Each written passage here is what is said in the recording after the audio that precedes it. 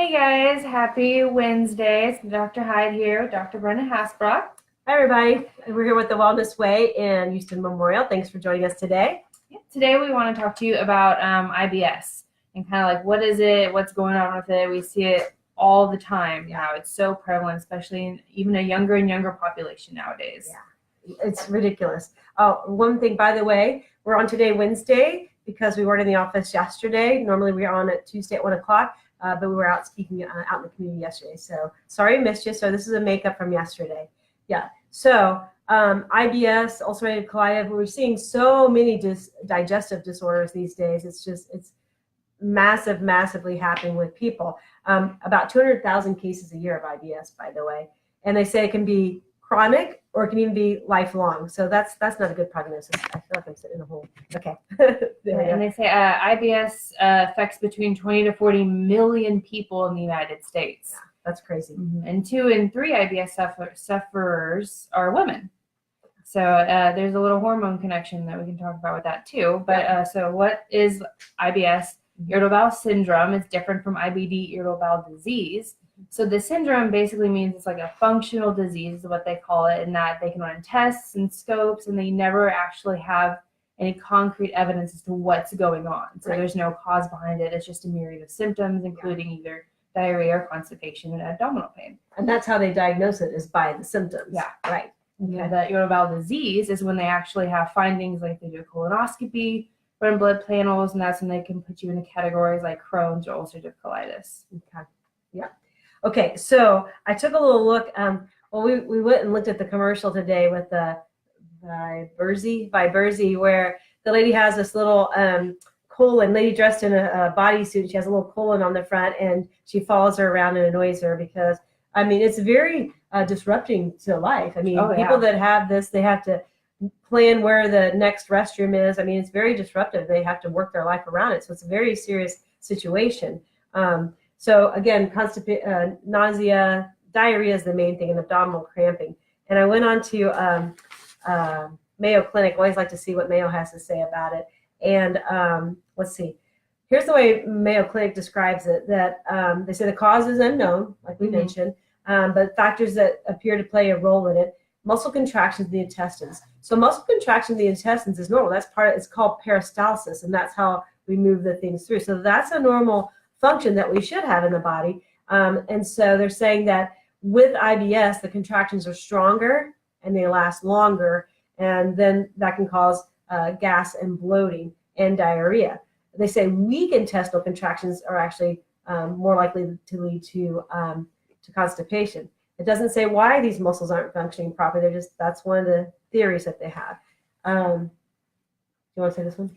Yeah, so the next component that Mayo Clinic brings up is the nervous system. So the enteric nervous system around the gut is so important for how things move. You know, your sympathetic and parasympathetic nervous system, which one triggers you, okay, now it's time to go to the bathroom, and which one stops it. So it makes sense that your nervous system plays a role in how things move and how your abdominal is going to feel about that, which makes us great to be chiropractors. Yeah, because what do we work with mostly? Nervous system. Nervous system, the biggest gear. Okay. One of the other things that they mentioned inflammation in the intestines.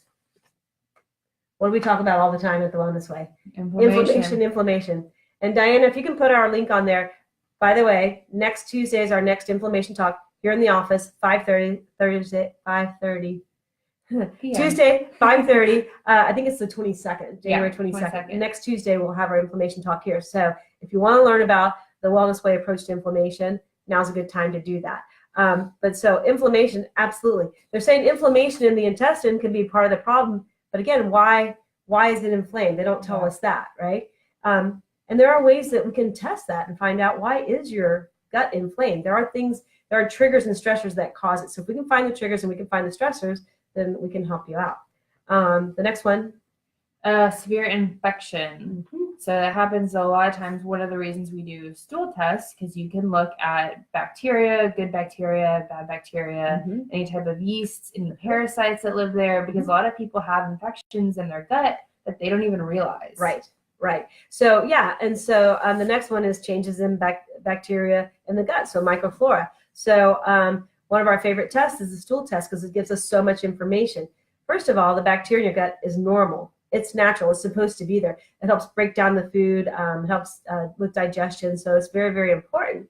The thing is, if we get too much or not enough, that's when we get into trouble. And there are ways to measure that. So you don't even have to guess. We know what's going on there when we do the test.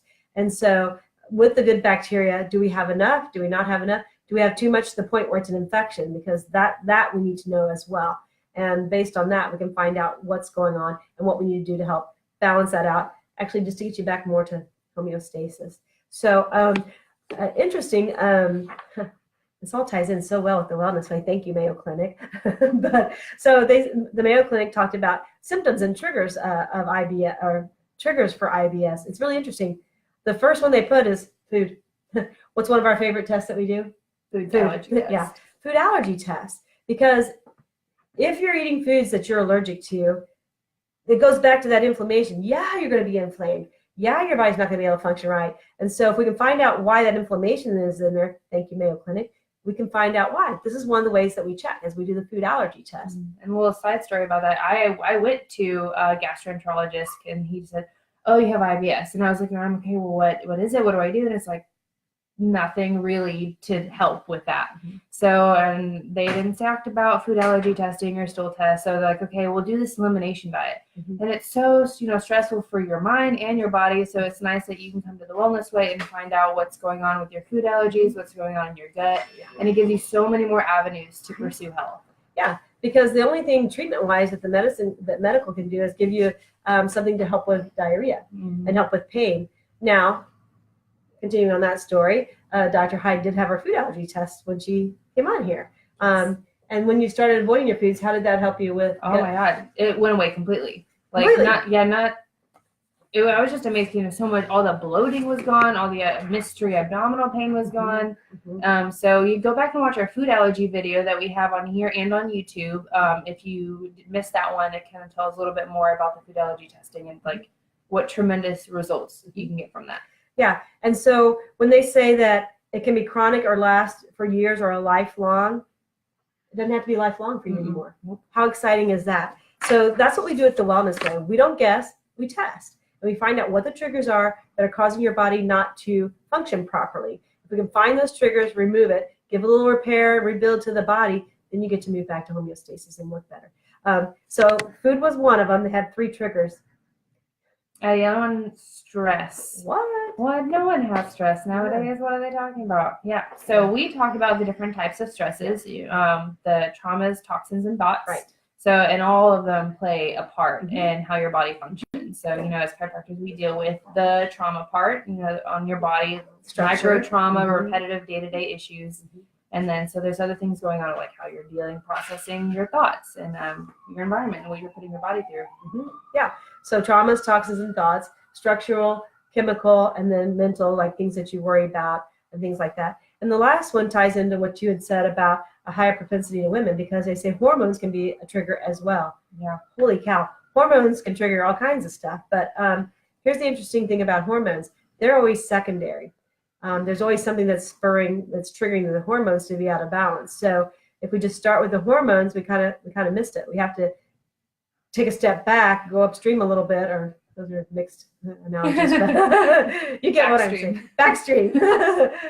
So that's funny. We're talking about the colon, but okay. So anyway, foods, stress, and hormones are some of the 3 biggest triggers according to Mayo Clinic. And we at the Wellness Way go, yeah, we know that. So if you're one of those people that suffer with this, it's so detrimental and it just rules your life. So don't suffer with it. Come and get tested. Let us see what's going on. Whether it's IBS, IBD, ulcerative colitis, there are ways that we can check that and see what's going on and help you get your health back. So yeah, so don't be upset, if you're one of the people suffering with IBS and having to deal with that on a daily basis, thinking that you don't know what to do or where to go from there, or that you're just stuck with it, that it's a life sentence. Yeah, it doesn't have to be. So it's something that we see all the time, not only in our office here in Houston, but all the Wellness Way offices across the states, which I think it's about 53 now. So so this is something we deal with on a regular basis. We're happy to help you out. You can call us or message us on Facebook, and we'd be happy to answer any questions, or better yet, just get you checked out and see what's going on. Yes, and if you want to know more about inflammation, don't forget we have our inflammation talk 22nd. Eventbrite is in our little link down here. So we'll talk to you guys soon. Hope you can join us then. Okay, y'all have a great week. We're going to be back next week on Tuesday. Yeah, 1 o'clock. See you then.